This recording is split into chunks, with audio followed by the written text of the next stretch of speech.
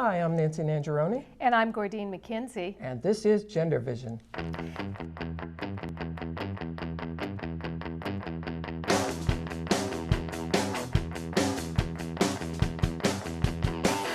Lots of people making big bucks. You and me, babe, I see we're out of love. Well, I heard a voice from a high above. It don't cost a thing just to be in love. We don't have anything but love. Thank you for joining us. Today we're going to talk about being transgender in the workplace, and we're also going to talk about some of the issues that transgender youth face in education, like bullying and things that prevent them from finishing school and give them a disadvantage in the workplace. We've got two terrific guests, Ethan St. Pierre and Alishia Ouelette. And Alicia's a firefighter, and Ethan is an activist and an educator, a former policeman. And we think you're going to love what they have to say, and they're terrific folks, so we're pleased to have them with us. But first, let's see, we have some other things to talk about. Story just broke a few days ago. I think it was a few days ago, February 20th. That would be like yesterday or today. Anyway, there was a school in Washington that has elected a drag queen as their homecoming queen. Kind of a certainly departure from the norm. I feel bad for the girls who didn't get elected, but at the same time representing a real shift in consciousness that an openly gay male can be so welcomed and accepted into his high school. And that's just a terrific thing, encouraging news to hear. That's pretty fabulous. Yeah. I mean, I really like the idea, and I can only imagine the way that the young person was dressing too. Yeah. It was probably pretty great. We've got and everybody, I think we just showed everybody a picture of her. That's pretty great. Yeah. You know, last year there was an incident at a high school, Putnam County High School in New York, and there were students that cross-dressed to support a sophomore boy who was in the process of transitioning to a girl.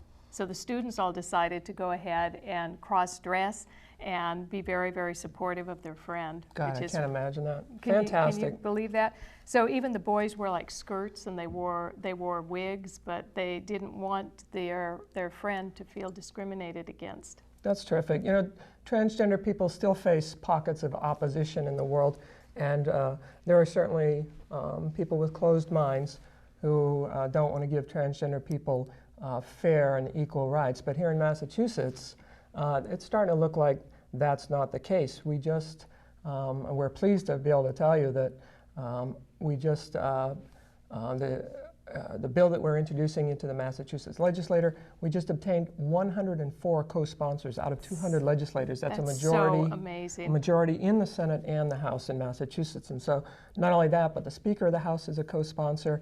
One of the co-chairs of the Judiciary Committee, that will be the committee that considers the bill, is also a sponsor. So we're feeling very optimistic about that bill passing in Massachusetts, and very appreciative of the support of Governor Patrick and Attorney General Martha Coakley.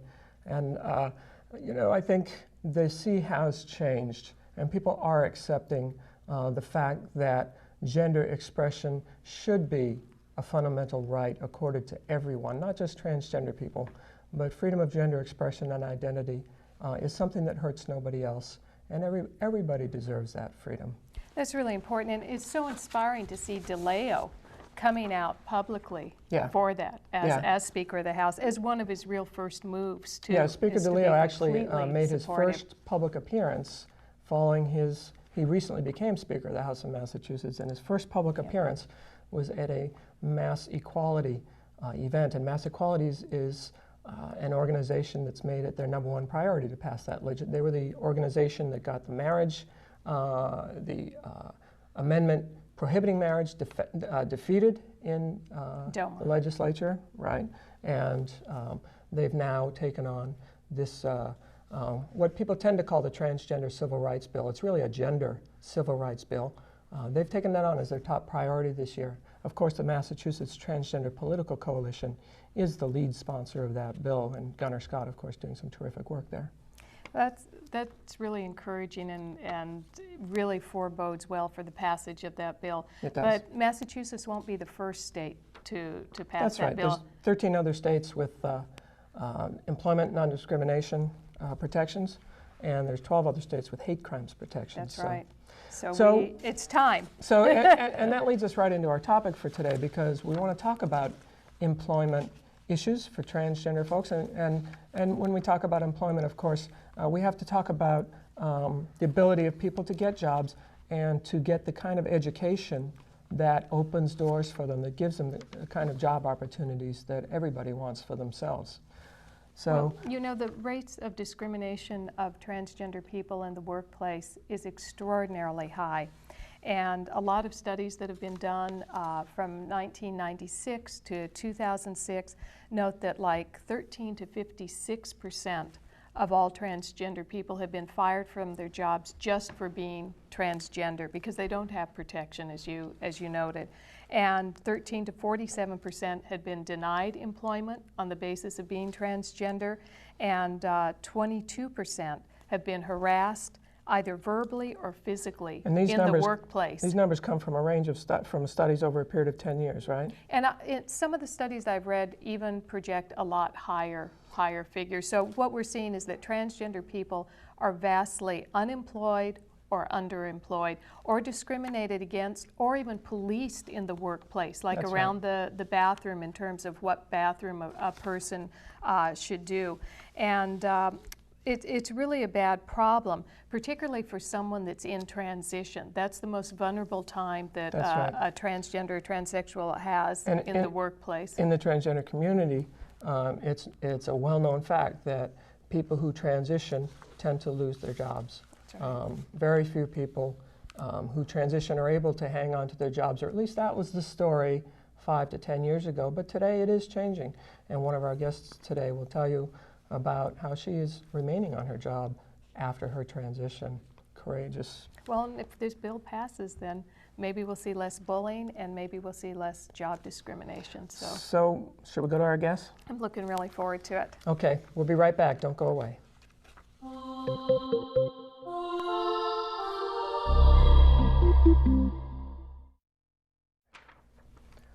Welcome back. I want to introduce our first guest. Well, we're going to have both our guests, actually. Alishia Ouelette, she's a firefighter and EMT with the Danvers Fire Department. She's an active member of the transgender community and a political activist. She serves on a number of boards, including the North Shore Alliance of Lesbian and Gay Youth, or Gay and Lesbian Youth, also known as NAGLY, where she's an advisor and outreach and education director. She's a board member and diversity trainer for the Gay Officers Action League of New England, and she also serves as a commissioner on the Massachusetts Commission of GLBT Youth. And she also works with us here at GenderVision. Okay.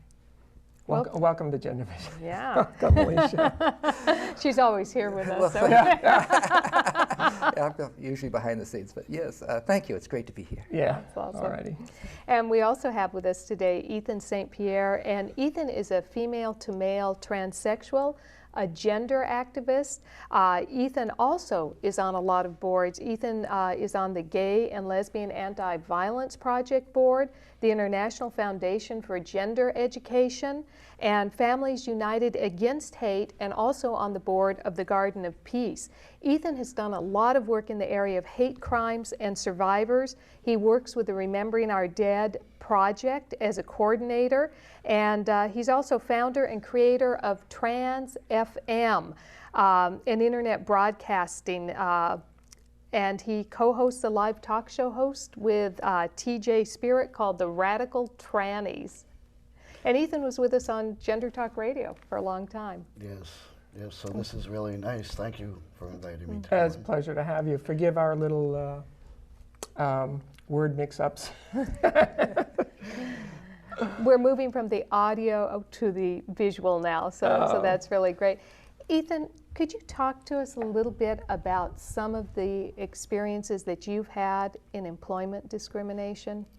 Sure. I was employed as a security supervisor, and I had a number of employees working under me. And when I decided that I really needed to transition, I So at that time you were living as a woman, I was living as a woman, and I was transitioning to male. and everybody had known you as a woman. Right, everybody had known me as a woman, and I was living as a lesbian. So that was, you know, they And knew were you that. out as I a was lesbian? Very out. Everybody knew you as a lesbian. And they were Absolutely okay? everybody. Yep, they were fine. Great. They were fine. So one day I came in and I went to HR. I made an appointment with the HR department to let them know that I was transitioning and what I would need. I figured that if I used a separate bathroom at the time, then that would be great because I wouldn't. Sure, you don't want to excite people's fears around bathrooms issues Right, and stuff. specifically, well, especially because I didn't yet pass as male. I still looked very much female, so I didn't want to, you know, create any issues. Good for you. So you were considered of your fellow workers there? Correct. And I wanted to know, of course, how to approach talking to the employees as well as the people above me so that everything would run smoothly and I wouldn't create any disruptions in the flow of the workplace. So I went through all of that. They gave me a restroom that was in a separate building that was under construction, but it was still all done and nobody was working in there yet. Ethan, did they tell the other employees at the time? Because I know at the period when you're transitioning, you have to talk with the supervisors and HR, but what about the other employees at work? Well, that's a good question. I had sat everybody down and we had a meeting and I told them what was going on. I explained to them about gender issues and I went through what it meant to be a female to male transsexual, and everybody was wonderful. They used the proper pronouns right away. They addressed me as Ethan right away, stopped using my former name, and everything was going fine. I started to grow facial hair and develop male characteristics, and I knew that it was the right time to use the men's room when it was late at night and I was working third shift, and I thought, well, you know, I'm not going to walk all the way to the other restroom right now. I'm just going to use the ladies' room, and I put my hand on the door, and some guy ran from one part of the office building to the other, yelling, "No, dude, don't use that bathroom. It's the ladies' room." And I was like, "Oh, it's time." So I started using the men's room, and nobody complained. There was no issues. There was, Wonderful. you know, so.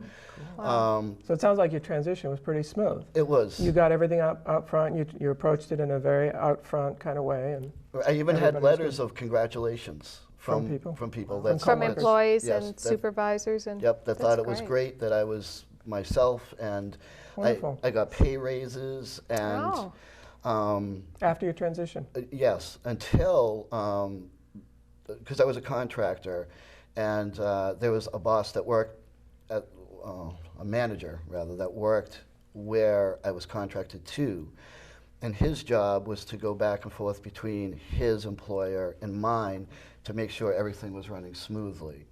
And he had been away. He traveled a lot, and he came back. He had been gone for like 6 months, and he saw the changes in me, and he had known. I was very upfront with him. So he had been warned, and he knew it was happening. He knew. Was he accepting? At first, yes, but then when he saw the changes, he looked very shocked and very. So you didn't have the beard before? No. As Kathy? No, I didn't have the beard before. So he became very agitated with my physical changes. He started taking away responsibilities, and then ultimately just told me that they didn't want me there anymore. That they felt that my transition had really been disruptive, which it had not, and had hindered me from doing my job. And which was just not true. now, was there anybody else? Nobody else stood up for you? Nobody? Well, other people were, but they were afraid for their jobs. They thought that they were going to get fired just by speaking out for me. So this guy was kind of an autocrat, and he wasn't a consensus guy. He was going to right, that rule was the it. place. And he, my immediate supervisor had changed, so that the gentleman that was very supportive of me to begin with had left, and a new supervisor came in. And he'd talk about me behind my back to the other employees. And I found out, and you know, I approached him. I said, you know, you can't do that. This is a medical condition, and you're discussing my medical issues with them. What time period are we talking about here, Ethan? It was It took about 2 years for them to just completely. And what year? 2003, I believe. I started there in 2001. 5 years ago. By 2003, I was gone, and that's, Well, that's a story. Now, what about you, Alishia? What's your employment story? Tell us about your situation. You're a firefighter, right? Yes, I am with the Danvers Fire Department. And you managed to stay on that job. I'm still on the job. I'm a 12-year veteran. Tell us about that. That must have been tough in the fire department. You don't even see a lot of women firefighters, right? No, actually, there's quite a few in the area. Oh, are there? Oh, yeah. Oh, that's encouraging. Yeah. Beverly. Yeah, it's been a trip, let's put it that way. I came out in 2003, actually November is when I, posted my letter of my change and stuff. They had found out through an internet dating service that I was trans because I had posted an ad. And it, spread around. Prior to that, there was some rumors and stuff, but they were basically, just don't ask, don't tell type kind of thing. So what stage were you in your transition? At that time, I was just starting to do the hormone therapy. So, I've been talking with my therapist, and I was planning on coming out somewhat soon. Okay. But when they found out about it and they found the ad, which I heard through the grapevine, a friend of mine told me that they found the ad and it was going through the fire department. A true friend? Yeah, it was actually. And I decided, well, the ice is broken, now would be a good time. Yeah. So worked with my therapist, started hormone therapy, produced my letter. I actually sat down with the chief. A letter from your therapist saying this? No, my letter. My letter telling my fellow employees what I'm going to be doing, what I'm going through, what kind of changes they can expect, somewhat kind of a time frame on things, that I was going to change my name, and that physical changes would come within the next year or two. You basically laid out what they were going to see. Right, exactly. And I talked to the chief and the human resources manager of the town. They said at that time they were going to bring someone in to do some trainings and stuff. So everything was kind of cool with that. Again, the guys, I had already started growing my hair long, prior to all this, and I had my ears pierced and stuff. So there was, little things that they probably might have picked up on, but I'm not sure. Plus, like I said, the rumors beforehand.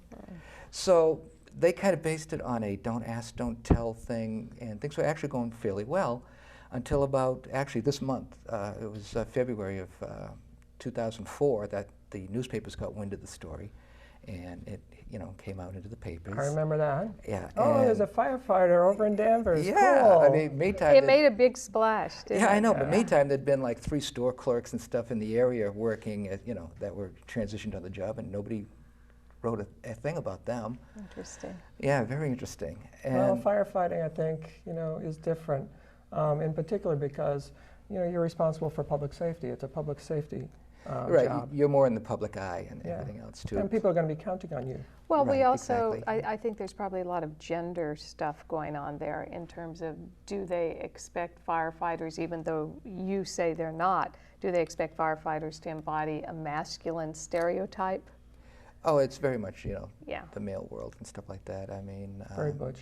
very butch. So. Not that women can't be butch. Oh no, No, there's Yeah, women there yeah. too. In fact, I'm actually, sure Exactly. that's right. unfortunately, Yeah. that seems to be Or, the excuse consensus me, of if a you're- lot of the firefighters is that, it's just kind of like, I imagine, might be probably the same with the cops. Because Sure. I have a lot of police friends that I talk to too, a couple of them women and stuff. And it's like if you're a female and you're on the fire department or the police department, you're automatically butch anyway. Yeah. So it's, Exactly. you know. So you laid it all out. What happened? And it broke, and all of a sudden there's all this publicity. Well, the town took a politically correct positive stance, backing me up, and of Wonderful. course, well, with all the spotlight on them too, that might have helped a lot. I kind of felt that the media coverage actually gave me a little umbrella of protection. The media coverage great. was favorable?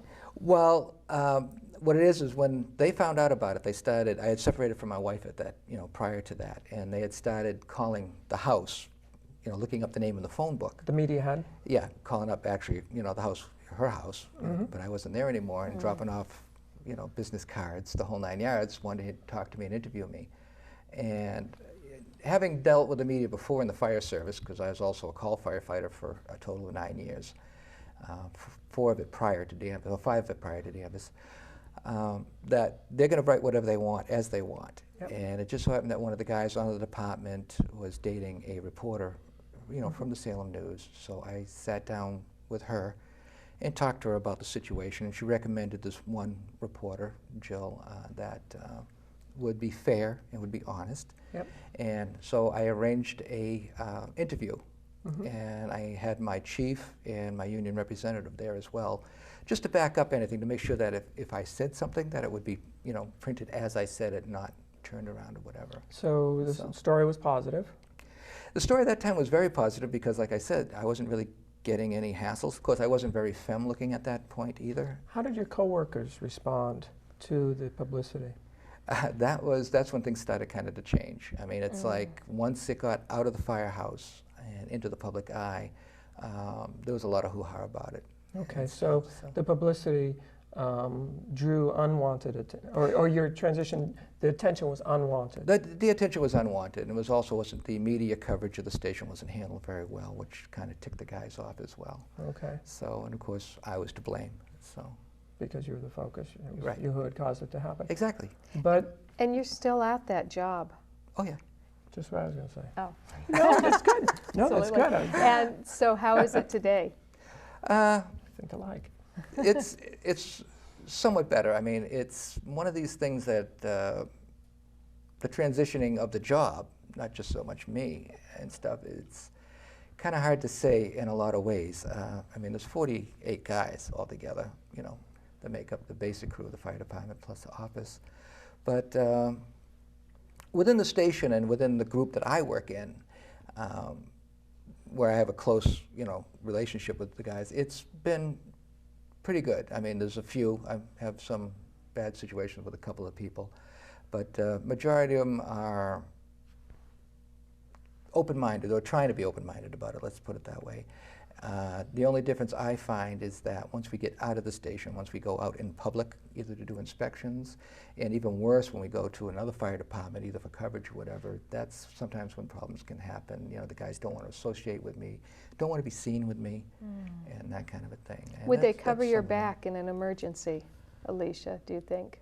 Well, I mean, that kind of an unfair question because, I mean, you know, Sure. you work with a group of people, there's always some that you might worry about. You know, we've had a couple of instances, you know, where like two guys might be fighting over a girlfriend. So, I mean, that's kind of an unfair question in that area. So, but I feel that the basic crew that I work with, the guys that I work with on my group and stuff, I don't believe I have any worries with that. That's great. Good. Yeah. Great. But it could be a concern with others depending, and especially a couple within the department. So Ethan, what did you do? You lost your job in what year? 2003. 2003. And what did you do? I contacted the HR department of the company that I worked for, and they kept putting me off because their job was actually to place me someplace else. I didn't get fired from that job. I was told that I was no longer welcome at the site that I was contracted to. So, but they kept putting me off, and it was up to them to get me to another location, and they didn't do that. So I went to Boston, which is where the home office is located, and because I had turned in my badge, they wouldn't identify me as a former employee, so they wouldn't even let me in. Oh. So I filed for unemployment, and they gave it to me without question, without contest, and I was unemployed. I was on unemployment for a while, And then that ran out. and then that ran out. What do you think if the And we're down to just a few minutes Sure. now. If the bill passes, and Nancy, maybe you want to go ahead and give the name of the bill for All right, everyone? this is the Act relative to gender-based discrimination and hate crimes. It doesn't have a number yet, but it will soon. Okay. By the time this is out. By the If time you this see passes, will things change? Oh, things have to change. Yeah. And What things would will happen, change. like in Ethan's case? Well, he'd have an obvious case Okay. of workplace discrimination. No question. When somebody comes along and when somebody starts demoting you for no other reason than because you've transitioned, then clearly that would become a crime. I mean, I don't know what, it would become an offense of some sort. I'm not a legal expert, so I don't know, but that would become actionable at that point. And, you know, in a state where this law already has support from the very top on down, the Governor Patrick and the Attorney General, as well as a lot of district attorneys. Hopefully most of the district attorneys are solidly behind it. We haven't polled everybody. So you'll be able to take action on that, something like that. Well, and we haven't yet touched on, and I know that we're about ready to wrap, but the whole case of kids in school who are bullied so bad that the environment becomes so toxic that they no longer can continue their education. So when they get into the job force, they come in at a real disadvantage. And Alishia, I know that you work with NAGLI, and we'll talk more about that in our second segment. But do you see that with some of the kids that you work with, how hard it is to stay in school? A lot of times, I mean, you get gender stereotypes from teachers, and you get just a lot of meanness from a lot of the kids as well. Most definitely. Yeah. We've seen it. NAGLI, we have anywhere from 20 to 60 kids that we meet with every week, and 15% of them are gender queer or identify other than the gender norm, and they range anywhere from 16 up to 21 on just the trans kids. NAGLI, we deal with anyone from 14 to 21. Yeah. So we've had a couple of kids, one in particular that I was working with from the Lynn school system that was harassed. She actually came out last year in school, and actually there was an assault situation where she actually had to go to court. Oh. And actually it was originally she was charged with the assault for defending herself, but it was turned around and she actually won. She won. She won, but she tried to go back to school again this year, and she just got to the point where she couldn't handle it anymore. Now she's dropped out. So here's a 16-year-old dropout. Okay. So when we talk about employment, we're talking about education. We're talking about so many kids coming from a disadvantage that they just finally give up, and then when they enter the workforce, they don't have a chance. Sure. I mean, when you're getting bullied in school, it's hard to get an education, and even those who don't drop out still find their education compromised by the dynamic, by this hassling that's going on. They're in constant fear of being bullied and harassed, and so even those kids who don't end up dropping out, they're compromised, and that makes it tough. So that's kind of a way that that transgender people are disadvantaged. That's sort of hard to quantify. Yeah. I was going to say also, how can you tell a transgender child to stay in school, to stay in college, when they get out, they know that there's a chance of discrimination in the workplace, and that it's okay. And the other thing I'd like to point out too is it's That's not true. just the transgender child, it's also any of their friends, their Good siblings. Everyone who point. hangs out with them, Yeah. Everyone that their hangs out with family them, too. members. Becomes targeted. point. Becomes target as well. Well, Exactly. we've got a lot more to talk about on this issue, and we have some very moving stories, I think, to tell, and we're going to do all that in part 2 of this program. So we'll be back, or we'll see you next time for part 2, more discussion about transgender employment and particularly youth issues. And we'll also learn a little bit more about Ethan and Alishia. So thanks so much for being with us.